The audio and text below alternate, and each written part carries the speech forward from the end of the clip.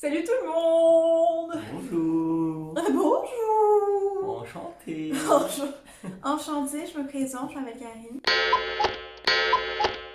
Bon, on est très content de vous retrouver aujourd'hui pour une deuxième vidéo sur la thématique du baby. Promis, ça va pas devenir une chaîne 100% bébé, pas du tout, mais c'est juste que le sujet est assez frais et assez important dans nos vies à tous les deux en ce moment, donc il fallait qu'on mette certaines choses au clair. On a fait une première vidéo qu'on vous met ici, qui est la FAQ grossesse, où on répond à toutes les questions un peu globales, etc., qui vous permettent de beaucoup mieux comprendre, sachant qu'on avait une situation un peu particulière. Du coup, je vous invite à vous abonner à la chaîne si vous voulez suivre. Si ce n'est pas déjà fait. Dans la chaîne, c'est comme sur Instagram, se garder ici. Oh, c'est pas mal. Le gars connaît les répliques, en même temps, c'est pas très compliqué. Bah, je t'entends toute la journée. Oui, c'est vrai. Alors. Je vous invite à vous abonner à la chaîne en cliquant juste ici. Et à me retrouver sur Instagram, c'est SoGirllyC comme le nom de la chaîne. Je serai amenée à vous partager beaucoup plus de choses sur Instagram en temps réel. Sachant, si vous ne le savez pas, ma chaîne et mon compte et mes réseaux sont un joyeux bordel où je partage sur plein de sujets. On va continuer d'aborder tous les sujets habituels, beauté, mode, food, lifestyle, études, taf, entrepreneuriat, sport quand je pourrais, et ce genre de choses. Donc, on revient pour une vidéo, premier trimestre, et alors j'avais absolument envie de faire cette vidéo avec monsieur, qui est le papa de Bubu, ici présent. J'espère. Oui. Parce qu'effectivement, la grossesse, c'est un sujet qui concerne les femmes d'un point de vue direct, puisque c'est nous qui portons et qui avons la chance de porter cet enfant, mais que en l'occurrence, rien n'est possible sans eux. Donc pour moi, c'est un bon complément, et donc pour moi, c'est un sujet qui nous concerne autant l'un que l'autre, et donc j'avais envie de l'inviter sur cette vidéo aussi, pas forcément pour qu'il vous donne ses symptômes ou quoi que ce soit, mais pour qu'ils réagissent si j'ai eu des nausées. Voilà, mais ça arrive, il y a plein de mecs qui ressentent la même chose que leur... Moi j'ai eu des nausées, mais juste parce que je mangeais mal en Australie, c'est tout. Oui, c'est pas trop le genre de mec à combattre, tu vois. Mais j'avais envie qu'il réagisse et qu'il vous donne son point de vue parce qu'on a vécu le truc à deux, donc je trouvais ça intéressant d'avoir cette vision et cette perspective. Donc moi je vais vous dire ce qui s'est passé. J'ai tout noté, à partir du moment où j'ai su que j'étais enceinte, j'ai tout noté sur mon téléphone, donc ça remonte à quand on était en Australie dans le 4x4, j'ai tout noté. Dans l'avion, quand on est rentré en urgence, j'ai refait un point, et après j'ai refait un point à la fin de mon premier trimestre. Donc j'ai vraiment tout. Donc petite info, donc là j'ai terminé mon premier trimestre, je suis même presque à la moitié du deuxième déjà, ça passe une vitesse de ouf. Sur les trucs un peu clichés de la femme enceinte, genre nausées, vomissements et tout, moi j'ai commencé effectivement très tôt à avoir des nausées, mais j'ai jamais vomi. Non. Pas une seule fois. Même pas un peu quoi. Non, jamais. Ouais non, t'avais vraiment que les nausées quand tu mangeais pas, en fait. Même quand je mangeais, franchement. Bah ça passait quand tu mangeais, et après ça revenait un peu. Mais ouais, c'est vrai. Dès qu'elle arrêtait de manger des trucs un peu secs et... tu parles des crackers ou des trucs comme ça, elle avait la nausée tout le temps. Mais tout le temps. Et en fait, je pense aussi que ça n'a pas aidé le fait qu'on était sur la route, on avait une situation particulière parce qu'on était en mode 4x4, road trip et tout. Et peut-être qu'en vrai ça n'a rien changé, j'en sais rien, mais c'est ce que je me dis. Vraiment, je me réveillais, j'avais la nausée. Et la nausée, c'est comment ça se manifeste. C'est un peu genre, tu sais, tu te sens tout bizarre, t'as un truc tout là, tu te sens pas à l'aise. En fait, c'est comme si t'avais envie de vomir, mais j'ai jamais fait jusque vomir. Ouais. Donc c'était hyper frustrant. Et pour ça, du coup, comme je disais dans la première vidéo, je me faisais suivre en Australie, donc j'avais un médecin à qui j'avais dit que c'était invivable et que c'était très chiant, surtout qu'on voulait quand même profiter de notre voyage, donc voilà. Elle m'avait prescrit des trucs naturels, genre des gummies au gingembre. Le gingembre, c'est censé être efficace contre ça. Anti-nausées.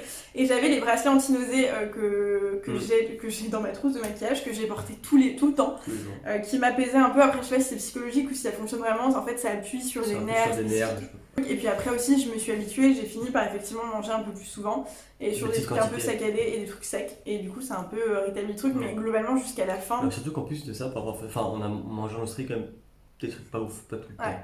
Et je pense que ça aide pas du tout quand tu manges des KFC dégueulasses. Bah après on a mangé un KFC en Australie, franchement on mangeait tout le temps des salades. Hein. Ouais mais peut-être qu'en fait on mangeait quand même...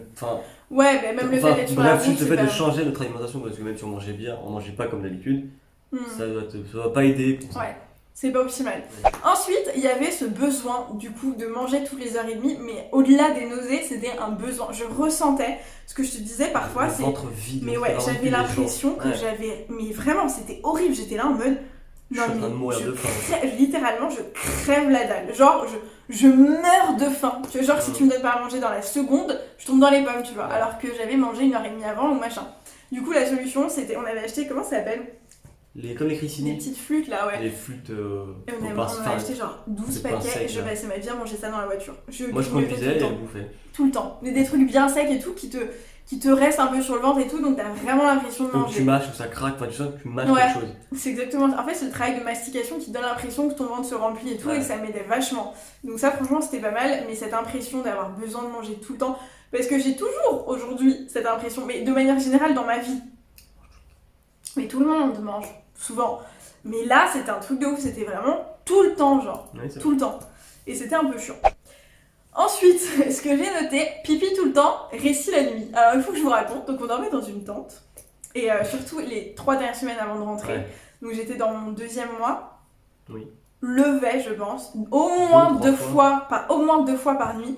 Sachant que donc, on était dans un 4x4 avec une roof tent. Et donc, les toilettes ne sont pas dans la voiture. Donc, il faut sortir. Il faut déjà sortir de la tente, descendre l'échelle et aller jusqu'aux toilettes du camp où on est. Et selon qu'elles soient près de la voiture ou plus loin ou machin. Il faisait hyper froid la nuit. Donc dans la tente on était emmitouflés dans des tonnes de couches, donc c'était hyper difficile de me déplacer. Simple, tous les vêtements qu'on a en Australie, on dormait avec dessus. Des couches. Parce donc, que je sais pas pourquoi la nuit c'était. C'était pas les premières semaines, mais à la fin, chez moi, la zone d'Australie où on était, le soir c'était horrible. C'était atroce, vraiment, il faisait un froid glacial, donc je me levais. Et il fallait que je mette mes chaussettes, mes chaussures et tout, c'était horrible. Et même, tu sais, t'as la tête dans le cul. Déjà, quand t'es chez toi et que tu te lèves, c'est chiant, mais imagine à l'extérieur. Parce qu'on la connaît tous, cette histoire de quand tu te réveilles un tout petit peu la nuit, t'as envie de pisser, mais tu dis, mais j'ai pas le courage, je vais pas y aller, je m'en fous, je verrai ça tout à l'heure. Sauf que là, c'était ça en plus fort, et dans une tente où il fallait marcher dans le froid en plein milieu de la nuit. Sauf que là, j'avais pas le choix. C'était soit ça, soit je me pisse dessus, quoi. Ouais, voilà. C'était horrible, ça c'était vraiment horrible. Le matin, je me réveillais tous les matins vers 6h. Ouais, 6h elle se réveillait, parce qu'elle pouvait pas se retenir. Je me réveillais et j'allais faire pipi, mais vraiment, et dans la journée plusieurs fois, enfin vraiment je faisais pipi tout le temps. Et je buvais du coup. Après, plus. Elle buvait plus Mais, aussi, mais au-delà de ça, vraiment je faisais pipi juste tout le temps, et donc c'est normal. Ensuite, ça j'ai dit, envie de manger des choses sèches et sans trop de goût. Ça, de manière générale, j'avais du mal. Et là encore aujourd'hui, par exemple, j'ai des traumatismes avec certains aliments qu'on mangeait en Australie. On mangeait du thon tout le temps, des pâtes au thon, des salades au thon avec des pois chiches, des trucs comme ça. En gros, moi, juste pour qu'ils comprennent, on mange du thon parce que là-bas il y a beaucoup d'OGM. C'est-à-dire qu'ils n'ont pas de limite, c'est les bourres, les poulets, les trucs, tout ce que tu veux, toutes les viandes rouges, tout, c'est une catastrophe. C'est-à-dire que là-bas en fait tu grossis, même si tu manges bien, hormones, juste à cause des... Ah oui, j'ai dit OGM, pas du tout. Ouais, mais si, il y a ça aussi, mais des conneries dedans quoi. Mais les hormones, désolé. Les hormones ça fait grossir, en fait c'est très calorique les hormones, et ça te fait grossir en mangeant même des trucs que tu manges d'habitude. Et c'est pas bon pour la santé, du coup. Surtout quand tu n'as pas l'habitude depuis ta naissance de bouffer dans un pays où il y a que des hormones. Et du coup, on a essayé de limiter ça parce que tout le monde s'est dit que c'était pas bon. Et donc du coup, on a essayé de manger du thon en boîte parce que malheureusement, le thon en boîte il vient un peu de partout, là, du même endroit, enfin bref, c'est un peu fait partout pareil. Mais du coup, elle était un peu traumatisée. Là je peux plus en manger par exemple, alors que ça fait 3 mois que c'est fini, mais je peux plus manger ça. Il y a beaucoup de trucs au début, j'avais du mal, même les pâtes à sauce tomate, genre ça me traumatise. Et même les trucs qui avaient du goût et tout, j'avais du mal. Je sais pas, j'aimais les trucs secs sans trop de goût. Pas parce que j'étais dégoûtée, j'étais pas non plus genre j'aime pas cette odeur, ça me dégoûte machin. Ah, t'as pas eu trop ça? J'étais pas particulièrement sensible, mais juste j'avais pas envie de manger, je sais pas, j'avais pas envie. Dans la mesure où en plus tu manges tout le temps. C'est des flemmes en fait. J'ai noté cauchemar à fond encore aujourd'hui. Ça, c'est un truc qui a commencé pas au tout début, mais quand j'étais en Australie, je crois que j'en avais déjà un peu. Ouais, bah oui, tu t'es réveillée. Et je faisais des cauchemars, et là, ça s'intensifie, j'ai l'impression. Et je le note parce que c'est pas un truc dont je me rappelais avant la grossesse, sinon j'aurais pas senti de différence. Mais là, vraiment, je passe des nuits très difficiles, enfin vraiment des cauchemars, mais tu sais, qui ont pas forcément de sens ou qui ont pas forcément de rapport avec le bébé. Je suis pas non plus dans un mood effrayé par quoi que ce soit, genre l'accouchement, ça me terrorise pas forcément, mais des trucs qui n'ont aucun sens sur des sujets hyper divers et variés, juste des putains de cauchemars, genre des trucs, mais tu te réveilles, t'es pas bien, genre vraiment, je suis encore cette nuit, j'en ai fait, je me suis réveillée, je me suis dit putain, j'ai même plus envie de dormir, enfin genre c'est horrible, ça c'est vraiment chiant. Je me suis dit combien de fois tu m'as réveillée. Parce qu'elle parle, enfin elle crie, elle parle, ou tu sens qu'elle bouge et qu'elle est en panique. Et j'ai obligé de la calmer après, la petite chouette. Non mais vraiment ça c'est chiant. J'aime pas ça, j'aime pas. Ensuite, j'ai noté un truc. Bon maintenant je sens plus, donc je sais pas si c'est toujours vrai. Mais je me rappelle quand j'étais en Australie, je t'avais dit ça. Il y a un jour, en Australie il faisait très chaud et tout. Mais en général, quand il fait chaud, tu transpires, etc. Là-dessus, je sais pas si c'est une chance ou pas. Tout le monde transpire et tout le monde pue un peu, c'est normal, on va pas commencer à jouer aux princesses et aux princes, ça fait partie de la vie, mais ça n'a jamais été un problème chez moi, genre en tout cas, de moi à moi-même, je me suis jamais dit, je pue ça, je pue trop, il faut que je fasse un truc. Et là, je sentais, c'est hyper sexy ce que je dis, je sentais une forte odeur de transpiration. Enfin, quand je transpirais, vraiment, ça sentait pas bon. Enfin, ça sentait fort, tu vois. Et c'était pas un truc auquel j'étais habituée. En général, je transpire. Évidemment, quand ça fait quelques heures que je transpire ou machin, bon, bah, ça sent pas Dolce & Gabbana The One, hein, mais ça sentait pas non plus la mort. Là, je sentais un truc différent. Je sentais qu'il y avait un truc bizarre et... D'ailleurs, tu le sentais avant. C'est pas genre moi qui disais tu pues, c'est non, toi-même moi, qui est tellement fort. Je sentais ma propre odeur, enfin, je sentais mon odeur et je me disais, ah non, mais là, il y a un problème. Donc, à cause du coronavirus, je ne sens plus rien depuis un petit mois, un bon mois même. Moi non plus, donc ça va. Ouais. Tu peut-être encore. Mais j'aimerais bien savoir, franchement, c'est hyper frustrant de ne pas sentir, mais donc il y avait ça. Tu me le dirais. Oui. Ensuite, des problèmes de peau, surtout en rentrant en Australie, ça allait. Mais en fait, tout ça, un cauchemar, odeur, transpiration et problème de peau, c'est juste les hormones. Ah oui, c'est les hormones, je pense. C'est les hormones qui sont... Ah oui, de manière évidente, mais ça te chamboule. T'imagines, t'as une usine dans ton corps, genre t'es en train de construire un être humain, c'est un truc de malade. Genre je m'en remets pas juste de me dire que mon corps, là, tout de suite, est en train de faire ça, de développer un être humain, quoi. C'est un truc de fou quand on y pense. Oui, t'es pas en train de faire des Lego, quoi. Non, vraiment, il se passe un vrai truc, tu vois. Donc j'avais une peau, surtout en rentrant, granuleuse. Ça a commencé par ça. J'avais des espèces de mini-kis sur le front, là encore, je sais pas si j'en ai. Un petit peu. Un peu. À la lumière, enfin, J'avais le reflet, ça se voit un peu. Non, ça se voit pas, mais là, ça se voit. Et j'avais des boutons. Enfin, là-dessus aussi, j'ai eu. Enfin, là-dessus, ouais, toute ma vie, j'ai eu relativement beaucoup de chance. Parce que j'ai jamais eu d'acné ou de trucs comme ça, ou de problèmes de peau. Et donc pour moi, j'ai genre 1 ou 2 boutons quand j'ai mes règles. Et là, j'ai eu, quand je suis rentrée, j'ai eu des boutons, enfin des vrais boutons, quoi. Et moi, ça me faisait trop bizarre parce que j'étais pas habituée, donc du coup, ça me gênait de ouf. Mais voilà, c'est hyper normal aussi, c'est les hormones, ta peau est chamboulée parce que ton corps est chamboulé, il y a tout qui se dérègle, il y a tout qui se remet en place, il y a tout qui part en cacahuète, il y a plein de choses qui se passent, donc la peau c'est un vrai sujet. Je sens quand même qu'elle va mieux, enfin elle a un aspect quand même un peu plus habituel entre guillemets. J'ai noté des petits saignements qui m'ont inquiété à un moment, tu te rappelles de ce moment-là? On était sur une aire en Australie. On était où? C'est sur la route entre Melbourne et Perth parce qu'on était resté 2 ou 3 jours dans le même truc, là où il y avait le lac au milieu. Ouais. Et on était en train de bosser et je voulais aller faire pipi. Je voulais pas laisser l'ordi tout seul au milieu de l'air, il était en train de charger, bref, peu importe. Donc on s'est relayé pour aller aux toilettes. Donc moi je suis allée aux toilettes et quand je suis allée aux toilettes, pour tout vous dire, j'ai vu un petit peu de sang. Là j'ai commencé, enfin ça faisait 2 semaines qu'on était au courant et tout. Là, j'ai commencé à flipper, j'étais vraiment pas bien. Donc, je suis sortie des toilettes en courant et j'ai dit à Roman, je sais, sauf que Roman avait une envie pressante aussi, il voulait faire pipi. Donc, il dit attends, j'arrive, il va faire pipi. Et entre temps, il prend son téléphone et comme d'habitude, il met 1000 heures à revenir. Et moi, j'avais plus internet. Je me suis fait un pote dans les toilettes. Très certainement. Ou une pote. Non, un pote, il y avait un mieux. Comme dans toutes les aires en Australie. Des vieux.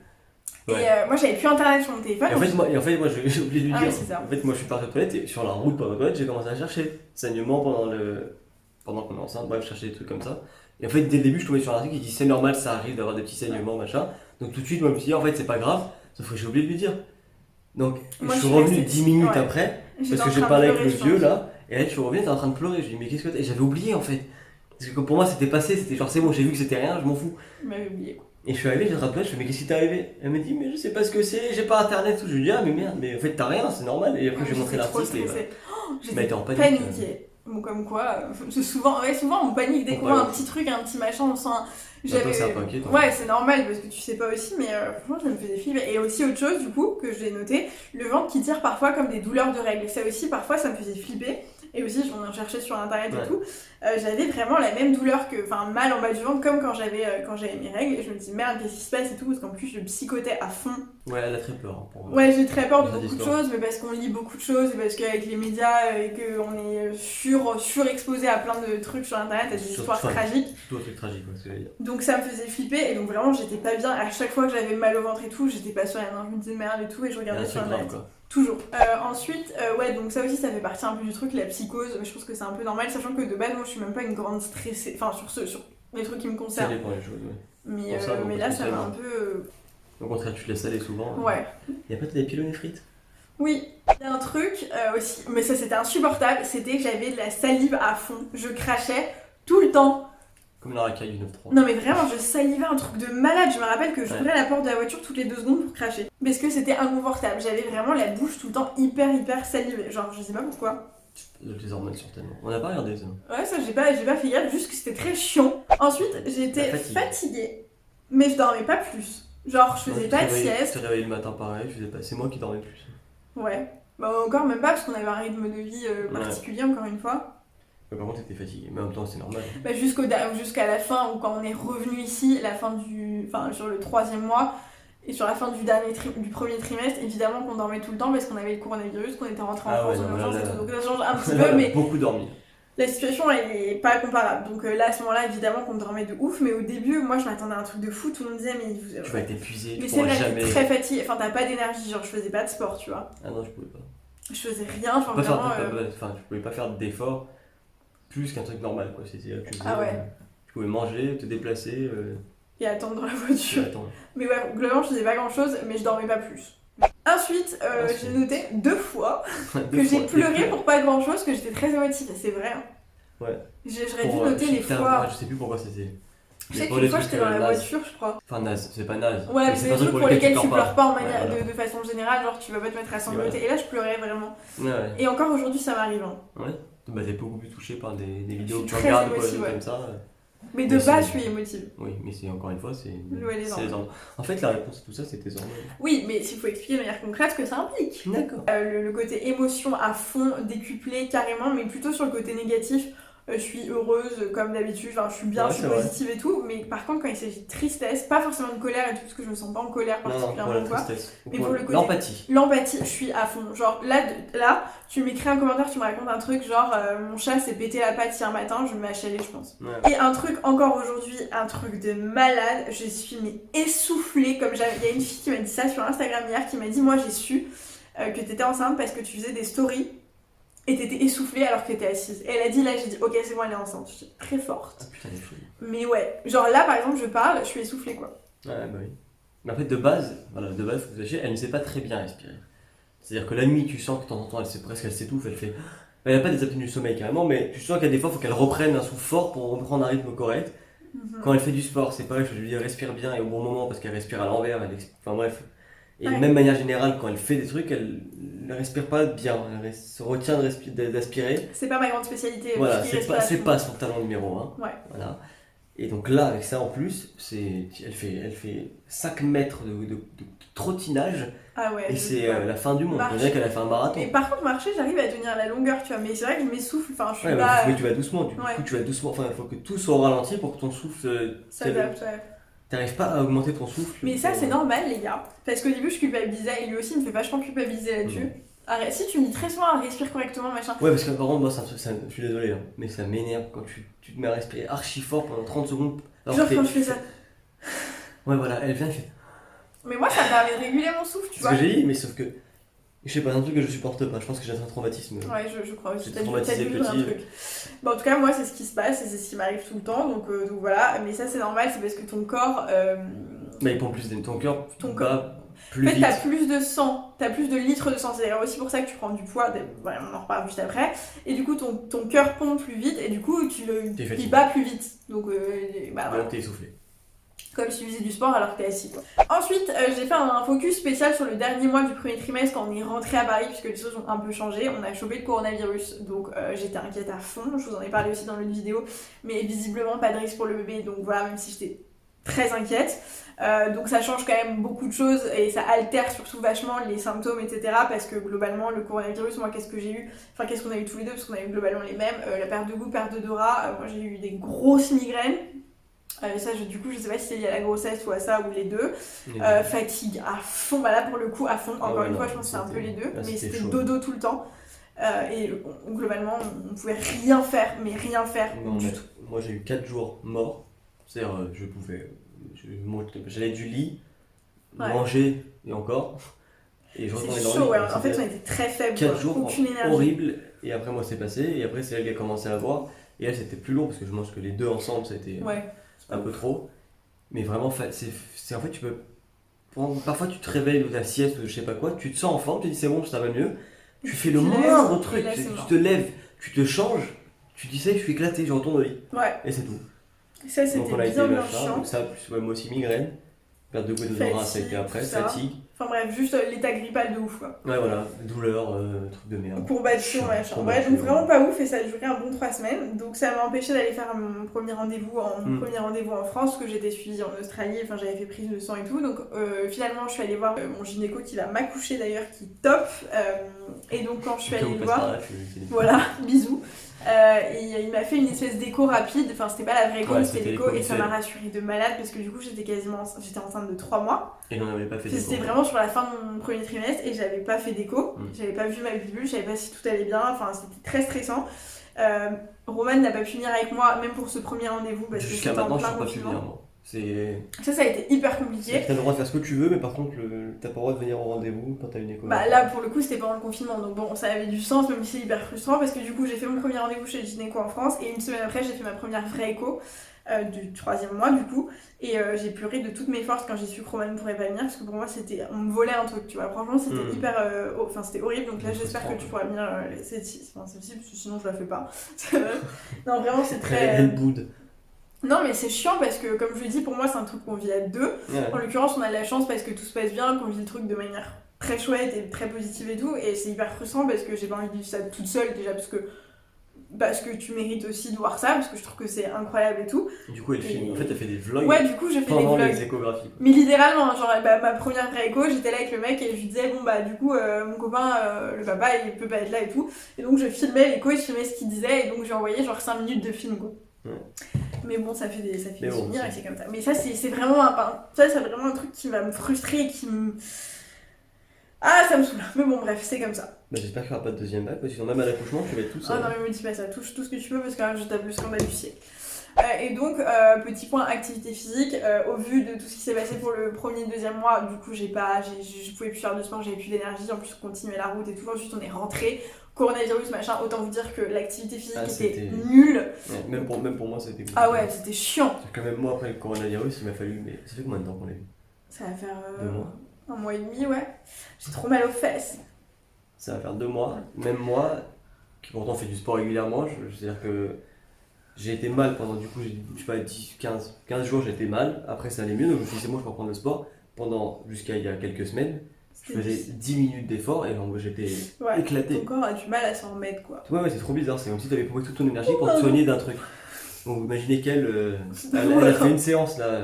Ouais, j'avais fait une séance et j'étais une séance, elle a fini dans un état, elle m'a dit je me sens mal, j'ai tête qui tourne. Du coup, je me force pas, alors que je sais que ça me fait du bien et tout, mais là je me force pas, donc du coup, ce que je fais, c'est que je marche à fond.